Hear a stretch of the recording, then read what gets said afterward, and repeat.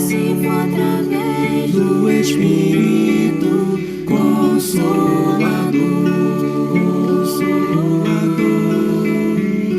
Só se for através das verdades do Consolador.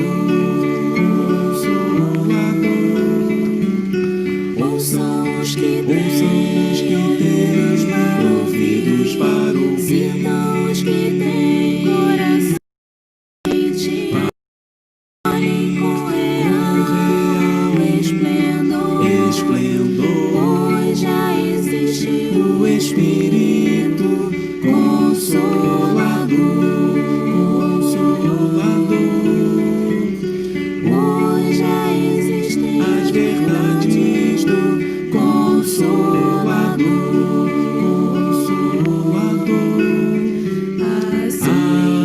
Assim anunciou Jesus que o Consolador viria numa chuva de luz, iluminando as trevas do sofredor,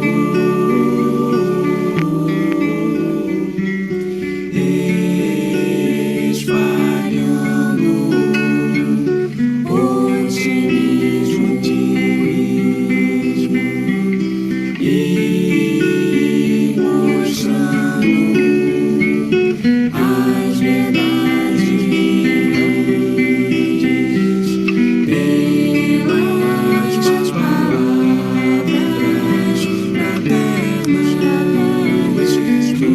as verdades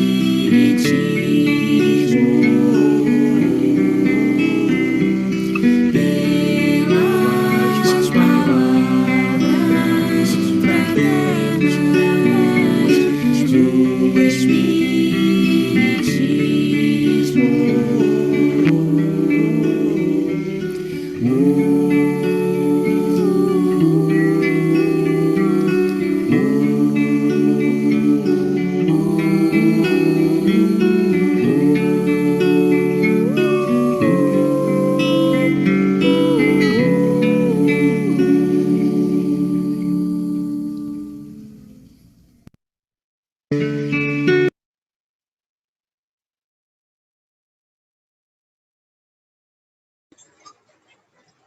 Boa tarde a todos, sejam muito bem-vindos ao nosso estudo, à nossa palestra de hoje. Tá chegando gente aqui, a sala está bonita, só um minutinho. Vamos lá, hoje a gente recebe o nosso amigo Luiz Fernando, vai fazer a palestra sobre o Cristo Consolador, mas antes o nosso amigo Jorge Alexandre vai fazer a leitura e o preparo de hoje, e em seguida ele vai fazer a prece. Jorge, seja bem-vindo. Você pode compartilhar aí seu arquivo? Tá joia, só um minutinho. Tá bem. Estou com ele aqui também, se precisar, tá? Que já foi. Foi.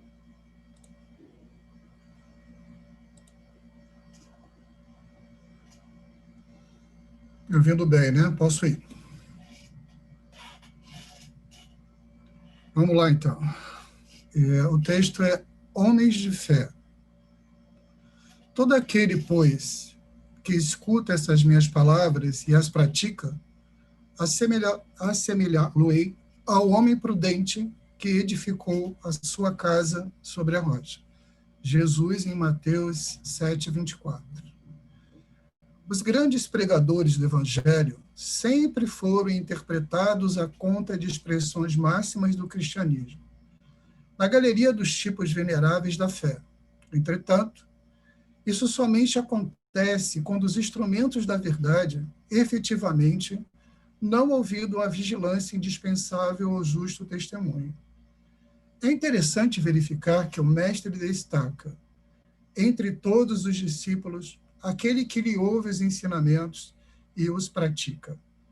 Daí se conclui que o homem de fé não são aqueles apenas palavrosos e entusiastas, mas os que são portadores igualmente da atenção e da boa vontade perante as lições de Jesus, examinando-lhes o conteúdo espiritual para o trabalho de aplicação no esforço diário. Reconforta-nos assinalar que todas as criaturas em serviço no campo evangélico seguirão para as maravilhas interiores da fé. Todavia, cabe-nos salientar em todos os tempos o sabido valor dos homens moderados que, registrando os ensinos e avisos da Boa Nova, cuidam, desvelados, da solução de todos os problemas do dia ou da ocasião, sem permitir que suas edificações individuais se processem longe das bases cristãs imprescindíveis. Em todos os serviços, o concurso da palavra é sagrado e indispensável, mas aprendiz algum deverá esquecer o sublime valor do silêncio, a seu tempo, na obra superior do aperfeiçoamento de si mesmo, a fim de que a ponderação se faça ouvida dentro da própria alma, norteando-lhes os destinos. Do livro Pão Nosso, ditado pelo Espírito de Emmanuel, psicografado por Francisco Cândido Xavier. Sem muitas palavras, Emmanuel nos convoca aqui a maior exaltação da fé. E fé é fé em Deus, nosso Criador, nosso Pai, aquilo que tem tudo sob controle, e em Jesus, nosso Mestre, e nos seus ensinamentos sagrados do Evangelho. Isso é verdadeira fé. Agora, também não basta a palavra, não basta o aprendizado. Também tem que se praticar, porque a prática nos leva à nossa elevação e o nosso crescimento espiritual. E nada mais importante nos dias de hoje do que fé, para que a gente possa superar esse momento único que a gente está vivendo na humanidade. Então, esse é o recado que eu queria passar. Indo para a prece.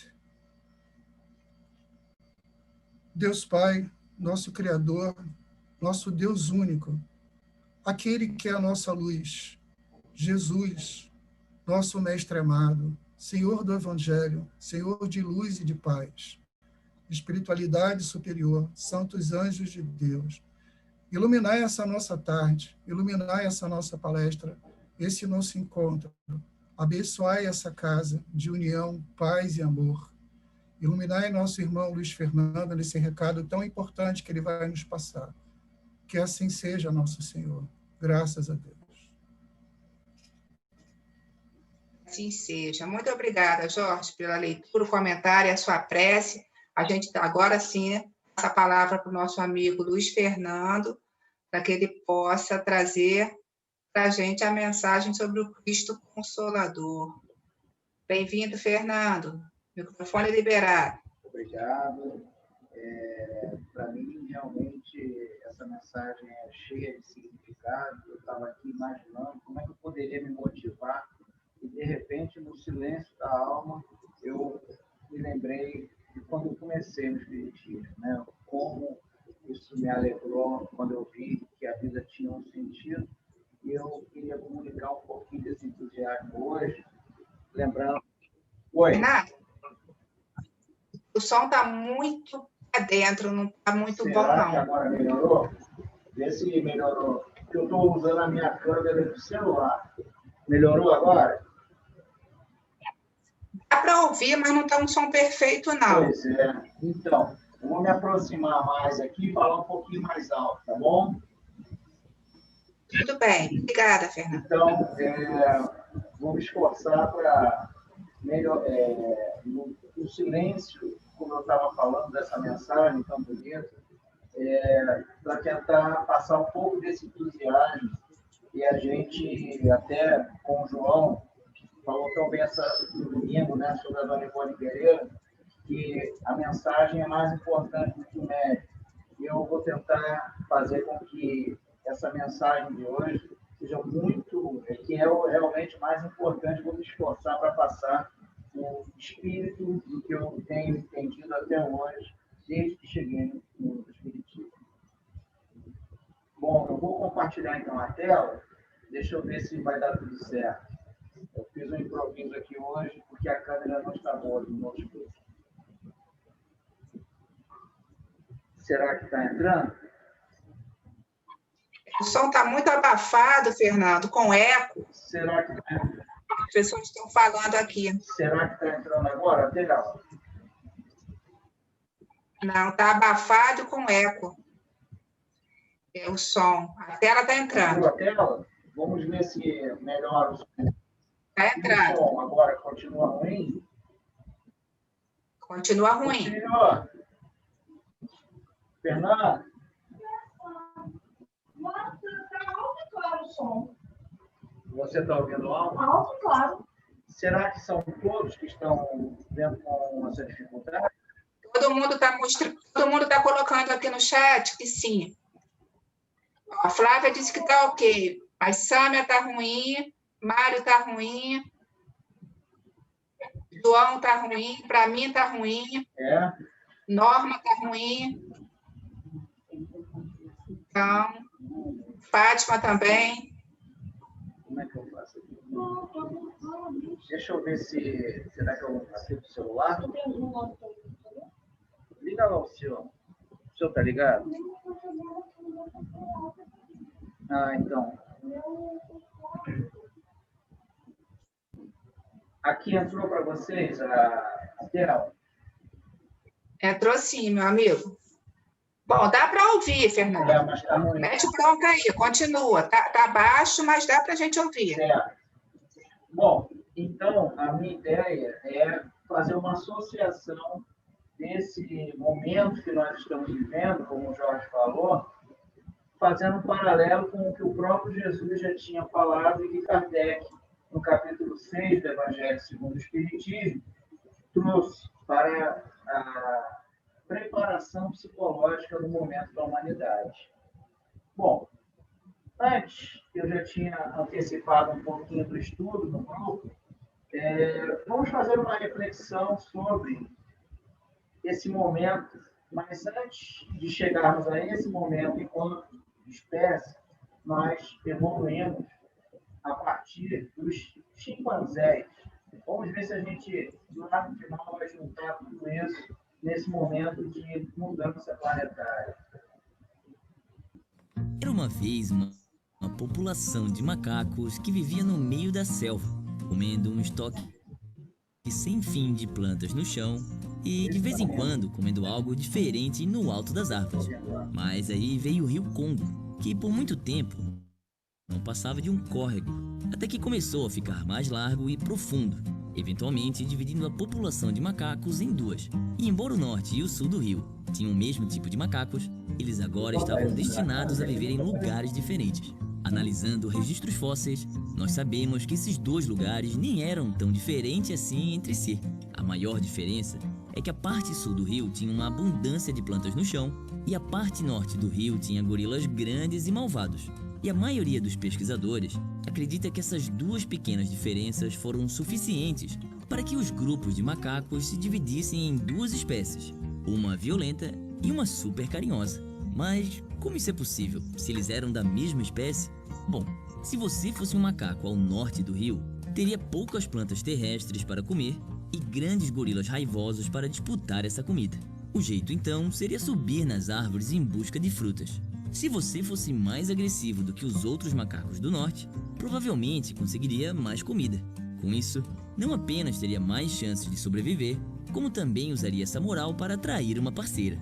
Por outro lado, se você fosse um macaco tranquilo vivendo no norte do rio, provavelmente conseguiria menos comida e menos chances de acasalar. Ao sul do rio, porém, existem plantas à vontade e nenhum gorila para incomodar. Então, ser agressivo não te traria mais comida.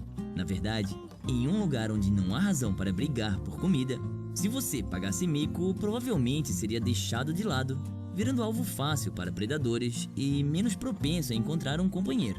Mas um macaco que fosse gente boa na abundante terra ao sul, provavelmente faria mais amigos e teria menos chances de ser comido por um predador e mais chances de encontrar o amor.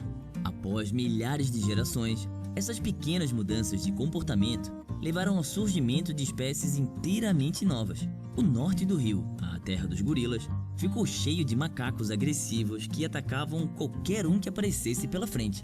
Eles ficaram conhecidos como chimpanzés. Já o sul do rio estava repleto de símios boêmios que valorizavam a amizade acima de tudo e viviam pelo faça amor, não faça guerra. Eles ficaram conhecidos como bonobos. Não é possível saber se o impacto maior nessas mudanças vieram dos gorilas ou da vegetação. E pode ter havido outros fatores que contribuíram para essa divisão. Mas quando o rio Congo aumentou, transformou os macacos em duas espécies. Uma que resolve conflitos com brigas e outra com paz e amor. Esse foi o Minuto da Terra. Para mais vídeos como esse,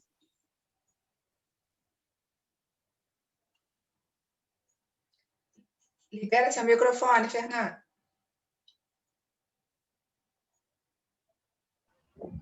Ok, todos me ouvem? Ok. Melhorou agora o som? Um pouquinho melhor. Vamos lá. Então, se a gente fosse imaginar o que a espiritualidade está encaminhando para o nosso comportamento, será que nós ficaríamos com o Pantroglodites, o chimpanzé, ou o Pampaniscos, que é o bonobo? O chimpanzé, Pantroglodites, é controlado pelos homens e resolve tudo na violência, como vimos. E o Pampaniscos, o bonobo, que a gente tem mais de 99% de semelhança genética, é o que andou junto com os australopitecos. E é uma sociedade matriarcal que procura resolver tudo em paz. O que será que a gente pode esperar da humanidade futura?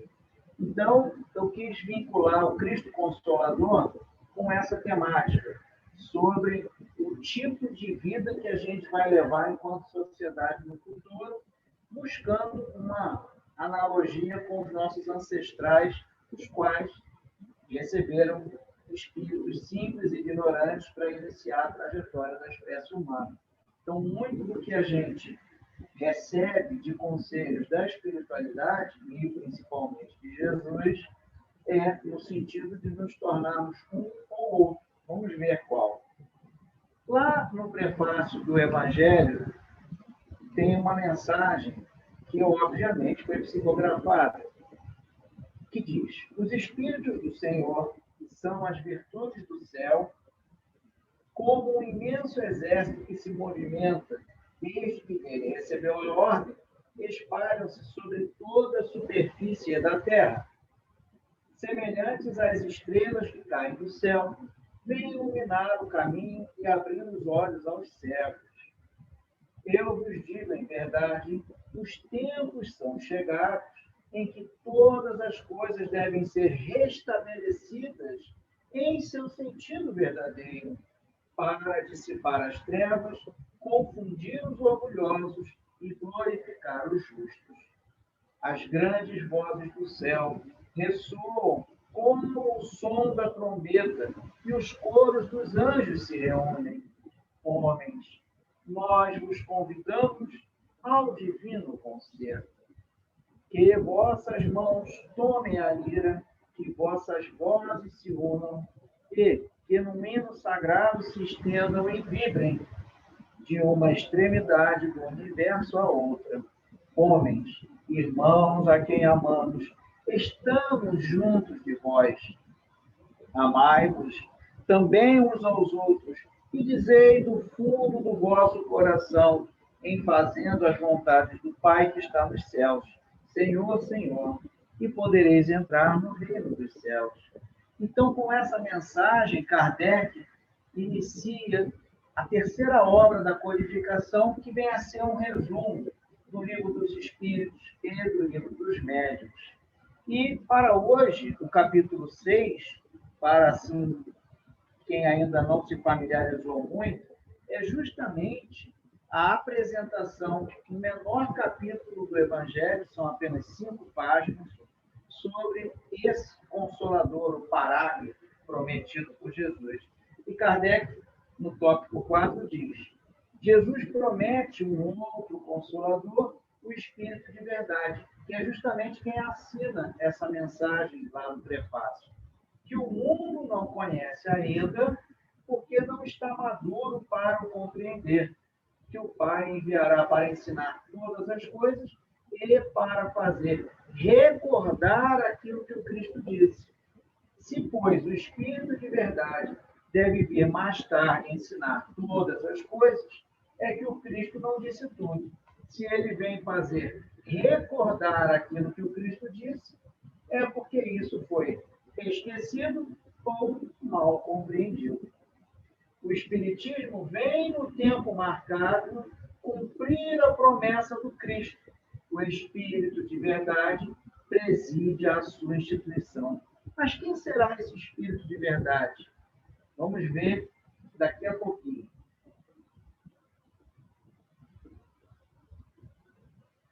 Chama os homens à observância da lei.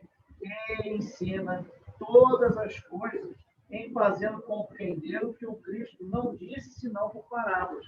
Ou seja, o Espiritismo, guiado, um movimento guiado pelo Espírito de verdade, vem dizer de forma objetiva, sem rodeios, o que Jesus falou por parábolas.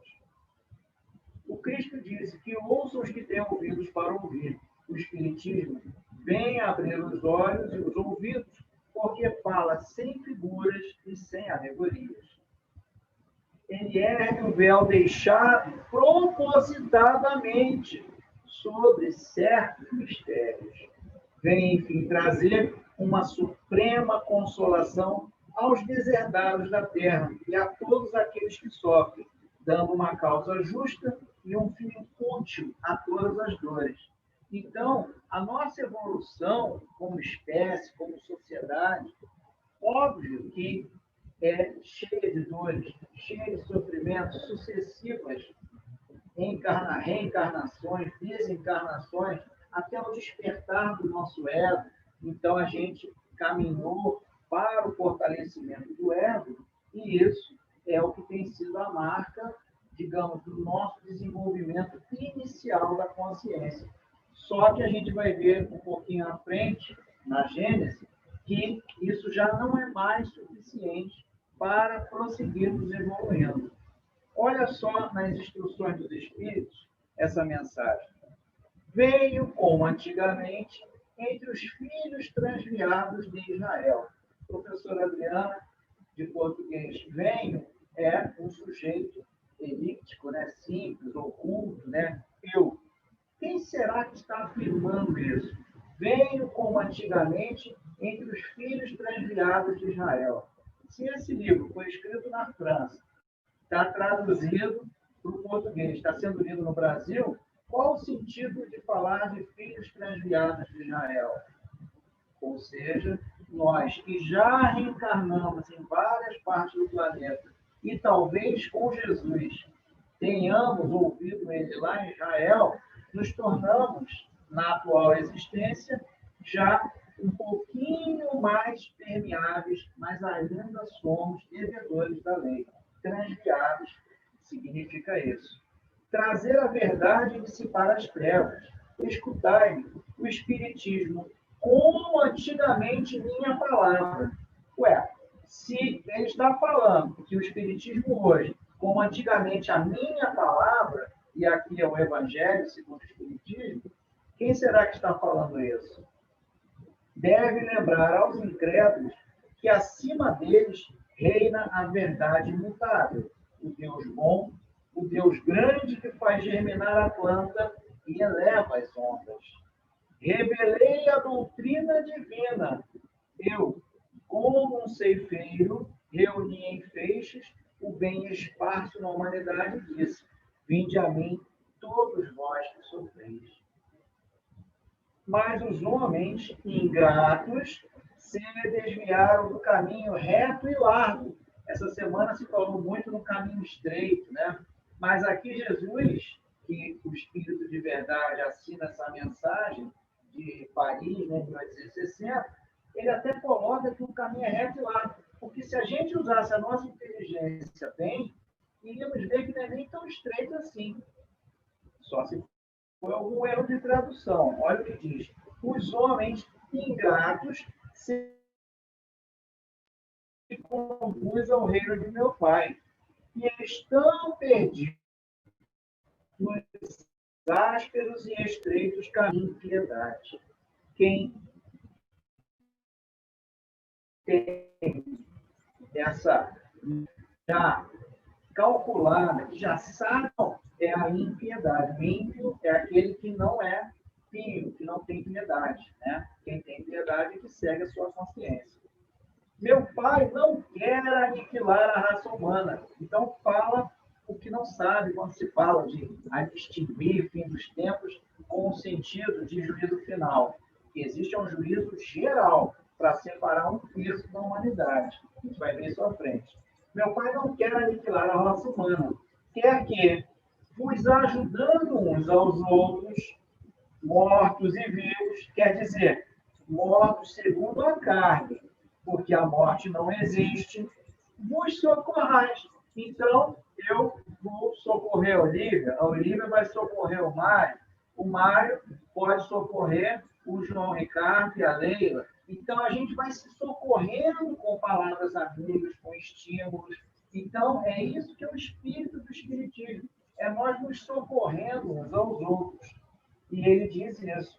Não mais a voz dos profetas e dos apóstolos, mas a voz daqueles que não estão mais sobre a terra se faça ouvir para vos proclamar. Orai e crede, porque a morte é a ressurreição e a vida é a prova escolhida durante a qual vossas virtudes cultivadas devem crescer e se desenvolver como cedro.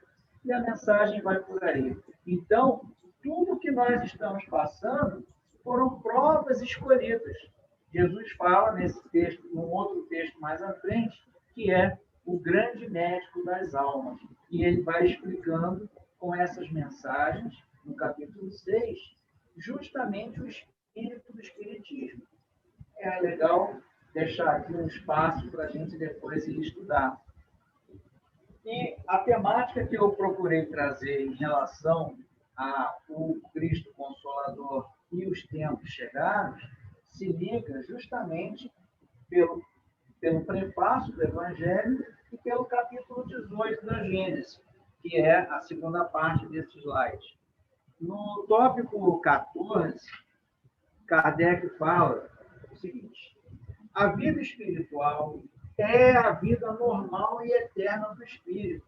Então, gente, não tem essa de vidas perdidas. Isso é uma bobagem que só para quem realmente foca só na matéria, só na vida física, pode falar. Por favor, se eu desencarnar esse fim de semana, não falem que foi uma vida perdida. Mais sei lá quantas mil vidas perdidas. Isso é uma bobagem para os espíritas. Realmente, a morte é a ressurreição. Então, a gente fala com Kardec, a vida espiritual é a vida normal e eterna do espírito. E a prova escolhida, como diz Jesus naquela mensagem, inclusive passa por esse tipo de desencarnação, porque a gente está se resgatando. Né? E a encarnação é apenas uma forma temporária de sua existência. Salvo a vestimenta exterior, há, pois, identidade entre os encarnados e os desencarnados, como Jesus recomenda, que a gente se ajude, como nesse momento a espiritualidade amiga está nos ajudando. Né? Há, pois, identidade entre os encarnados e desencarnados. São as mesmas individualidades, sob dois aspectos diferentes, que pertencem tanto ao mundo visível quanto ao mundo invisível, e se encontram, seja em seja concorrendo em ambos para o mesmo objetivo, por meios apropriados à sua situação. Olha o tópico 16. Kardec fala: o progresso intelectual realizado até o presente, nas mais largas proporções, é um grande passo e marca, olha só que interessante, a primeira fase da humanidade. Mas, sozinho, né, esse progresso intelectual, ele é impotente para regenerar, pelo orgulho e pelo egoísmo, qualquer semelhança com os nossos irmãos chimpanzés, o pancroglodita, na semelhança, nós ainda temos, por causa dos 99% de semelhança genética entre as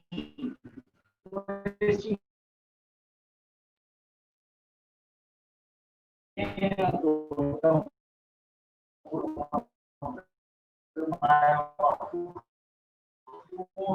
a gente mata se for necessário. E, por exemplo, a gente vê que a OMS, para os países ricos, estão ficando com todas as vacinas e deixando para.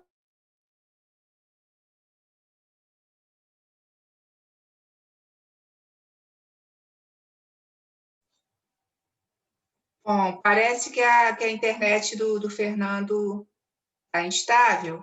Vamos aguardar um minutinho para ver se ele retorna. Deve retornar. Vamos aguardar.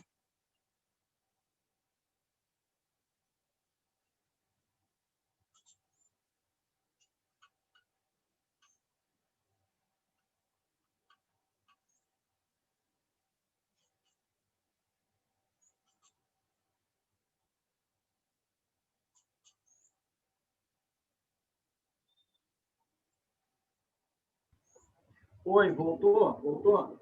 Oi, Fernando. Voltou? Oi, voltou? Estou te ouvindo. Ah, então tá bom. Então, voltando aqui, Vai esse ter que projeto... compartilhar de novo, tá? Ah, tá. Como é que faz aqui? Compartilhar a tela. Aí clica em compartilhar som, se tiver mais algum som. Oi? Quer mais vídeo? Não. Não, não. Sou eu, só. Vamos embora.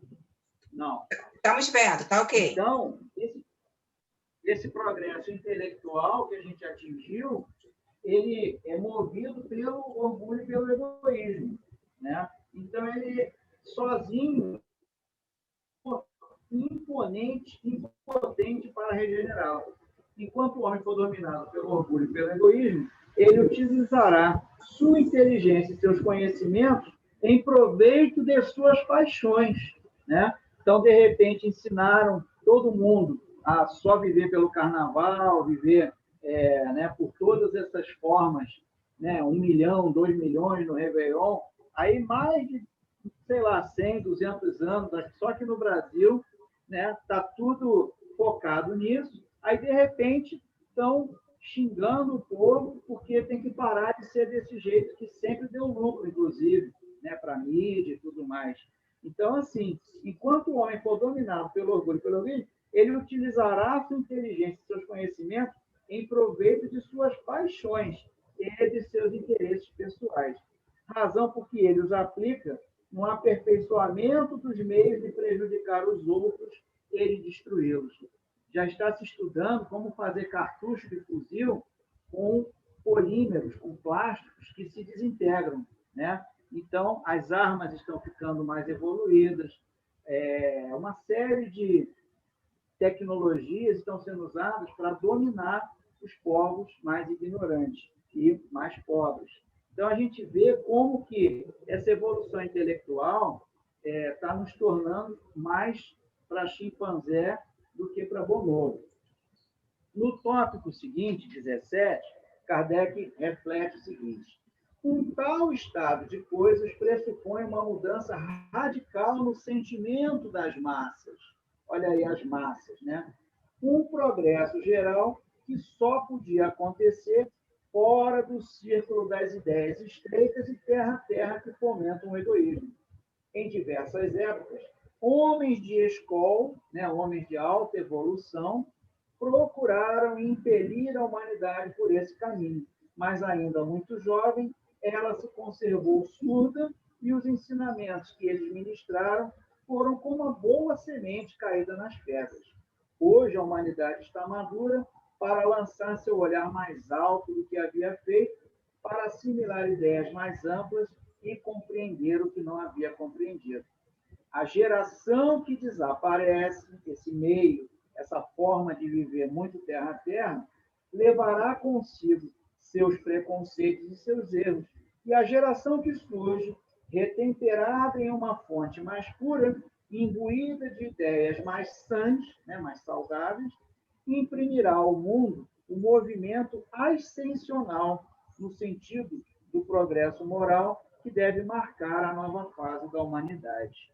Então, são essas reflexões que tem aqui no capítulo 18 da Gênesis, é um capítulo sintético, foi a última coisa que Kardec escreveu, do último livro que ele escreveu em 1868. Então, a gente pode ser ajudado a entender esse momento atual, porque são 35 tópicos e é o capítulo que fala justamente dos tempos chegados. Seguindo, eu vou, para finalizar, trazer uma reflexão que o irmão Jacó, no livro Voltei, não sou vendedor de livros, né? A gente só está fazendo um estudo aqui. Ele foi vice-presidente da FEB, mas ele, quando morre, mais de 80 anos, quando desencarna, ele se vê sem luz. E olha que ele tinha passado por experiências de materialização de uma filha que desencarnou na década de 40. Ele, quando foi se tornar espírita, ele chegou a ver a filha que desencarnou materializada lá no Pará. Então, ele, quando entrou no espiritismo, ele entrou convicto. E ele participava de doutrinação, de espíritos, obsessores, né? E ele, quando desencarna, se vê sem luz.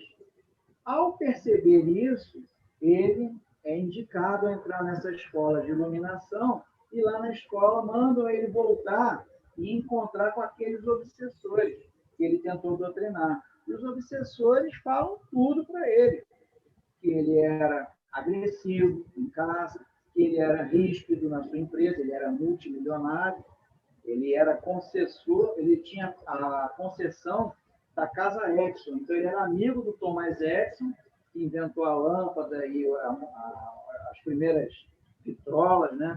Então ele vendia isso aqui no Brasil, no Rio de Janeiro. Então ele era multimilionário e não tinha se tornado uma pessoa carinhosa, apesar de ser, né, um espírito da FEB e um grande comandante do espiritismo no começo do século XX. E aí ele, nessa escola de iluminação, ele passa por uma série de experiências que eu recomendo vocês lerem, mas ele recebe uma cartilha. Nessa cartilha, ele descobre o que está acontecendo no planeta como um todo. Olha o trabalho que Jesus tem para conduzir a nossa evolução, desde espíritos simples e ignorantes até os momentos futuros, que é da regeneração. Olha o que diz a cartilha. Cada espírito, então, a Adriana, né, a Marta, o Fernando, o Mário, cada espírito é um mundo vivo com um movimento próprio, atendendo às causas que criou para si mesmo. Não existe bala perdida. Existem caçadores que caçavam por lazer ou assassinos que dispararam as suas balas e elas ficam no espaço-tempo, né, pagando. Quando você volta para uma nova encarnação, aquela bala que te atinge foi a que você mesmo disparou. Ele diz aqui, ó, atendendo às causas que criou para si mesmo no curso do tempo, gravitando em torno da lei eterna que rege a vida cósmica. 2/3 das criaturas humanas encarnadas na crosta da Terra demoram-se em jornada evolutiva. Então, tem 2 estágios. Da irracionalidade, lembra do chimpanzé, do bonobo? Para a inteligência, ou da inteligência para a razão. Então, esses 2/3 ainda estão ligados às causas primitivas, os motivos das relações entre as pessoas na sociedade estão aqui, ou da irracionalidade para a inteligência, ou da inteligência para a razão. A terça parte restante acha-se em trânsito da razão para a humanidade. Ou seja, do ponto de vista espiritual, apesar de termos forma humana, nós somos potencialmente pertencentes à humanidade, mas ainda estamos transitando da razão para a humanidade, fora do corpo terrestre, mas ligadas ao mesmo plano, evoluem bilhões de seres pensantes nas mesmas condições. Então, ele diz que entre os desencarnados, a mesma coisa. Então, dos 30 bilhões que evoluem na Terra, 20 bilhões são inferiores e 10 bilhões estão começando a melhorar. Em esferas mais elevadas do planeta, outros bilhões de almas caminham da humanidade para a angelitude. Então, na escala espírita, são aqueles que passam, né, dos espíritos da sexta classe, né, que Kardec explica, benevolentes, até chegar em sábios e espíritos superiores. O processo de educação do ser para a divindade tem sua base no reencarnacionismo e no trabalho incessante. Isso que nós estamos fazendo aqui, né? Trabalhando, estudando, mentalmente nos ajustando aos parâmetros superiores. Ele diz mais, o Instituto das Compensações funciona igualmente para todos. Ou seja, se aparentemente a gente está sendo pressionado demais, vamos ter compensações. Ninguém ilude as leis universais. Finalizando, ele diz assim, toda criatura humana possui consigo as sementes da sabedoria e do amor, né? Quando ambientar esses divinos germes dentro de si mesmo, que tem a ver com a mensagem que o Jorge leu no começo, então a gente tem que criar um meio ambiente favorável para essas sementes, e até no silêncio das nossas solidões, nós podemos estar fazendo isso, quando ambientar esses divinos germes dentro de si mesmo e desenvolvê-los amplamente através dos séculos incessantes, conquistará as qualidades do sábio e do anjo, que se revelam na sublime personalidade dos filhos de Deus em maioridade divina. Então, meus queridos, é isso que nós estamos vivendo. Nós estamos sendo provados, é verdade, estamos entrando, inclusive, numa fase pior da pandemia esse ano, e não precisamos duvidar, porque vai ser muito difícil, mas tudo isso vai ter uma compensação. Tudo isso visa ambientar as sementes divinas. Nós vamos sobreviver, aqui encarnados ou desencarnados, já purificados. Esse é o objetivo da encarnação, da reencarnação, nos transformando pouco a pouco em pessoas dóceis, em pessoas que já não sentem motivação nenhuma para reagir com violência.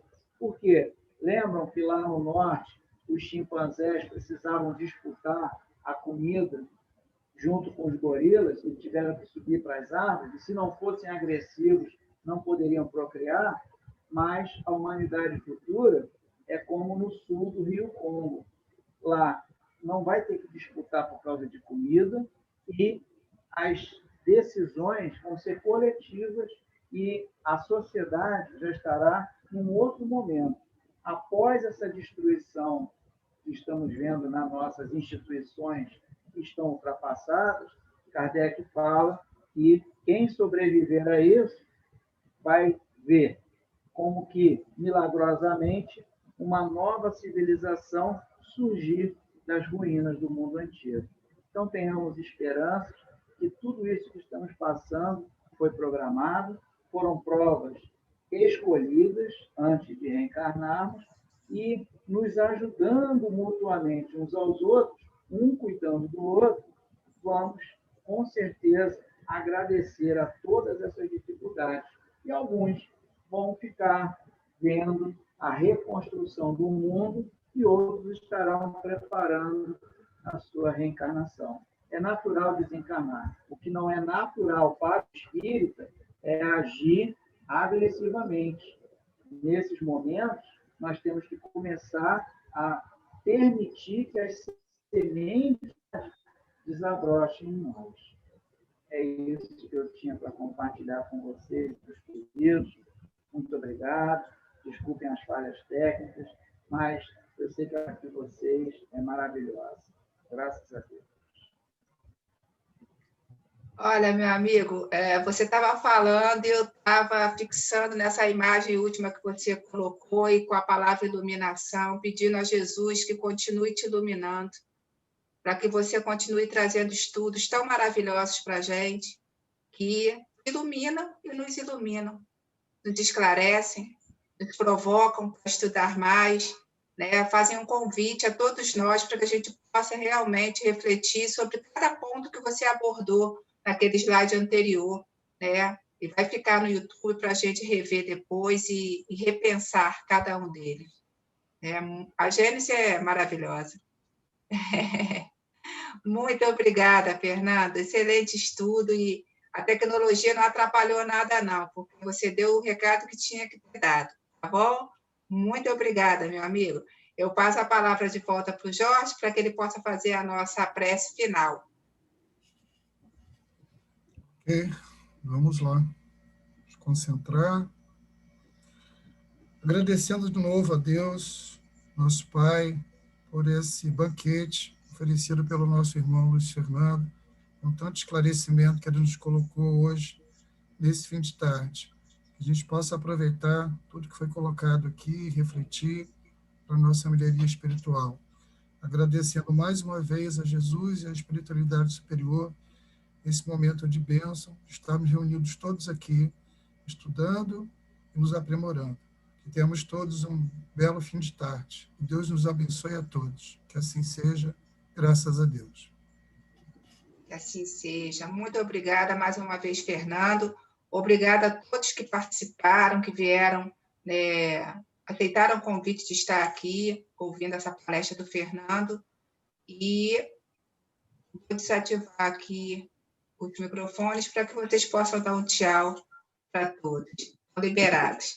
Uma boa tarde e noite Boa para tarde vocês. a todos. Parabéns. Boa Fernanda. tarde. Um beijo em Boa cada um. Tchau, tchau. Boa tarde. Tchau. Tchau, tchau. Bom estudo. Tchau. Bom Obrigada, gente. Fala o estudo, Luiz Fernando.